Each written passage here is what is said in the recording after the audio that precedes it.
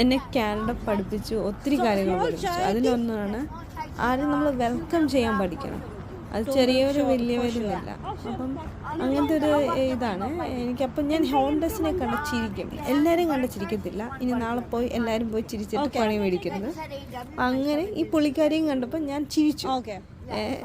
എനിക്ക് ക്യൂട്ടായിട്ട് തോന്നും ചിലവരെ കാണുമ്പോൾ തന്നെ. സത്യം പറയട്ടെ, ഈ വെള്ളക്കാർ ഭയങ്കര പ്യുവർ ഹാർട്ടഡ് ആണ് ചിലർ, not everyone. I fell so many times. ഞാൻ ചോദിച്ചു എന്തെങ്കിലും വേണോ എന്ന് ചോദിച്ചു. ഞാൻ കാപ്പി മേടിക്കാൻ പോവാം ടിം ഹോട്ടൽസ് എന്ന്. ഞാൻ പറഞ്ഞു എനിക്കൊരു ചായ ടീ വേണമെന്ന് പറഞ്ഞു വിട്ടു. ബട്ടർ ടാർട്ട് എന്ന് പറഞ്ഞ ഒരു സ്വീറ്റും വേണമെന്ന് പറഞ്ഞായിരുന്നു. ആ സംഭവം അവിടെ ഉണ്ടായിരുന്നു. ആ മേടിച്ചിട്ട് നമ്മൾ തിരിച്ച് നടക്കുവാണ്.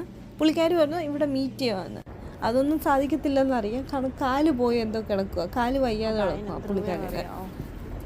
എന്നിട്ട് ഞാൻ നടന്ന് അവർക്ക് തിരിച്ചു കൊടുത്തിട്ട് നമ്മൾ ചോദിച്ചു എവിടെയാണ് സ്റ്റേ ചെയ്യുന്നതെന്ന് ചോദിച്ചു.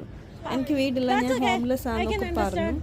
അത് കഴിഞ്ഞിട്ട് പുള്ളിക്കാരി ഭയങ്കര ക്യൂട്ടായിട്ടുള്ള ഫേസ്. നിങ്ങൾ നോക്കിയിട്ട് ആ ഹാറ്റെല്ലാം ഇട്ടിട്ട് തണുപ്പ, എങ്ങനെ തണുപ്പത്ത് പാവം ഇരുന്നെന്ന് പോലും എനിക്കറിയില്ല.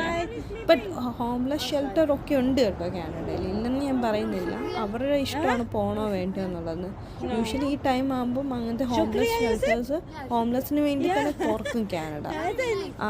പുള്ളിക്കാരി അവസാനം ശുക്രിയ എന്നൊക്കെ പറഞ്ഞു ബൈ ബൈ പറഞ്ഞു വിടും.